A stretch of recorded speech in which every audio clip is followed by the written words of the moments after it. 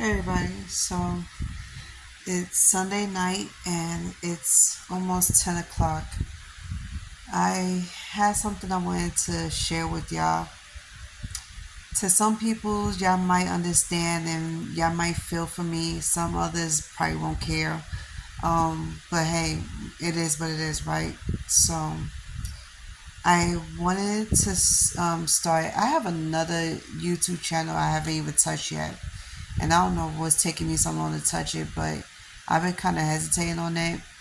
I had this channel since last year, I think, but never touched it. So I think I might touch it again.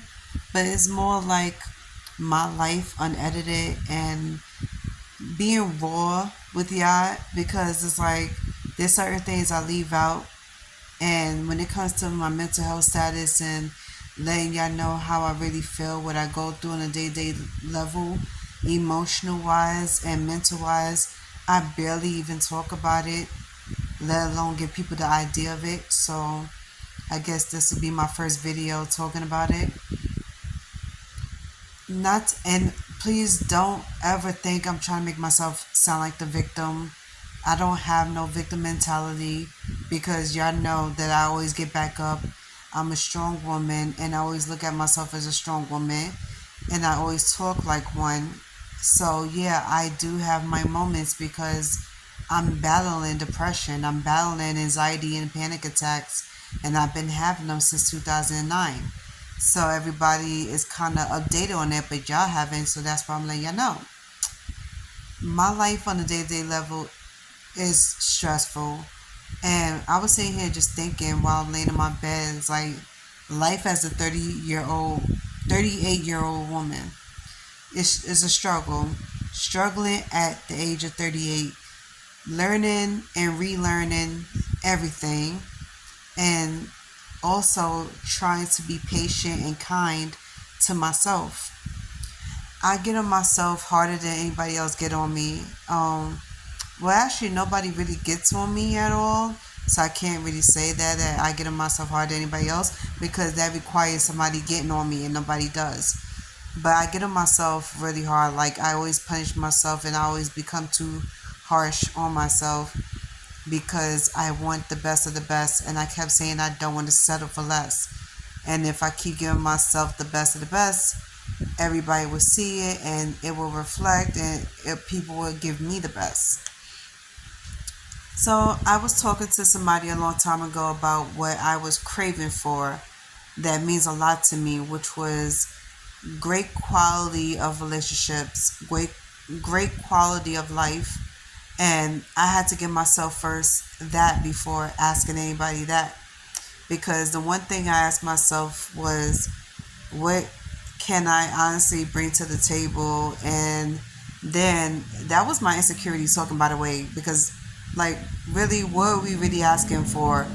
Why are we bringing ourselves to the table? We are the table. But anyway, that's how humble I am.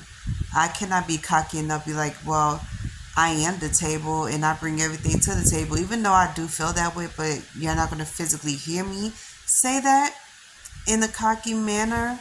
It's more like very humble but proud of myself type of way because I bust my ass trying to get to where I need to go to and get what I want in life. And I also bust my ass trying to get people to work with me on certain things. Sometimes I do have to embarrass myself just a little bit just to get people to work with me and help me out on some certain things. And when I try to say like work on myself, I mean and give myself the best of the best, meaning great education wise, job opportunities, even physically change myself around a little bit. And then I got on myself so hard, like I punished myself for a whole month because I had gained a few pounds. So I weighed myself all the time the first of the month, and the last month I had gained 25 pounds, and then 25 went to 30. So I was like, okay, I kind of freaked out, but I didn't tell nobody about this because the first thing I want to do is beat myself up before anybody else does it. Because the first thing some people was asking was, what am I doing? What am I eating? What am I drinking? And like, if I'm in a relationship, maybe it's a happy weight, maybe it's something different. And I'm like, well, it's more of a depression, anxious type thing because I'm an emotional eater. And then two, if I'm bored, I'm eating. And three, my appetite changed over the last year. So it was no need for me to tell anybody that. So I was like, you know what, let me just keep it to myself, right? So the life of a 38-year-old woman who's struggling to become better, it's requiring showing everything to y'all. And it's me going outside, me running errands, being in the house, cooking, cleaning, changing up everything. Me trying to plan my next decor move, and then me trying to get things done so I can move into my new apartment. And then by the end of the night, everything hits me, and I go back to feeling depressed all over again. This depression phase is not really a phase. This how you say, the depression moment happens by the end of the night, and sometimes it prevents me from sleeping. I don't get to go to bed till like 2, 3 in the morning, sometimes 4, and then I'll be right back up at 7 in the morning. I don't know why. That's the weirdest schedule I ever had, but this just started like 4 years ago. I used to go to bed at 10 and 11 o'clock at night. And then on the weekends, I found myself going to bed at 2 o'clock in the morning. It wasn't until I moved to this apartment back in 2020 where my depression got worse and my sleeping habits got worse. And then I started throwing a lot of things out my house. I threw out 25% of my clothes. I threw out 50% of my kitchen items and other stuff that didn't really mean much to me. This is as raw and honest as anyone's going to ever see me get because I've been hiding this for the last 2 or 3 years. I didn't know how y'all was going to perceive me or take this video if y'all was to get one from me.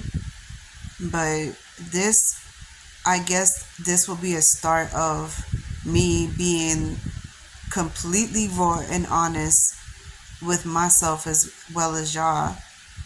It's not always sunshine and rainbows every day when I make my videos, and scheduling is really complicated because I'm trying to find the right time of day to make videos and to come up with different ideas of what to do with videos.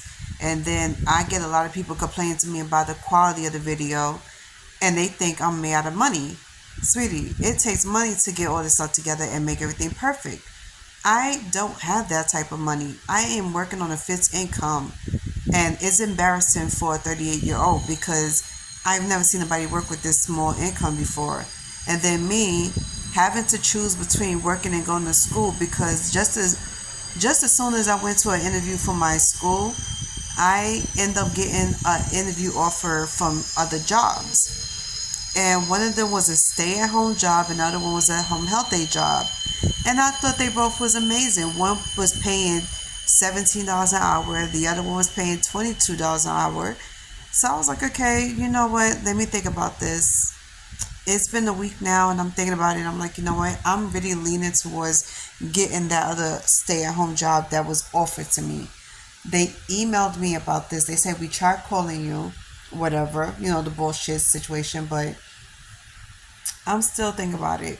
It's been a week now. This was Wednesday last week. And this week, past Wednesday, I thought about it. I was like, you know what? By Monday, I will probably get them the answer. But I'm waiting for my test results for my test for my school because I took a placement test last week for my school, and I still haven't got any answers from them yet. So I'm gonna call them tomorrow to see what's going on. If I pass, if I did pass, that means I'm gonna have to stay in school and try to find a weekend job, more like a night job. I guess that's the only way I'm gonna be able to earn an extra income because in school is like a 9 to 5 thing. So by the time I be out of school, I should be able to work after. I've been thinking long and hard about this for like the last month because I was like, how can like what can I do to earn an extra income, and if I could do it at night. And I was like, goodness, but I like my sleep. I'm like, am I able to work an overnight job? But then once I come home from work, I gotta get ready for school. So you see, I'm not gonna end up getting any rest, not even an hour, because I gotta get ready to get on that train to go to school. And that's only an hour. It takes about 45 minutes to get to my school, but I gotta have that hour to get ready and go to school. So yeah, I'm thinking long hard about this. My life is not easy. It's a struggle, and like I said, I wish it was a better option and a better way for me to earn extra income and get rest and be able to be prepared for school at the same time. So yeah, this will be my first chapter of my life in a raw uncut version that y'all will get. And I hope y'all perceive this well and take it well. No judgments here, no punishments, nothing like that. So I'll see y'all tomorrow.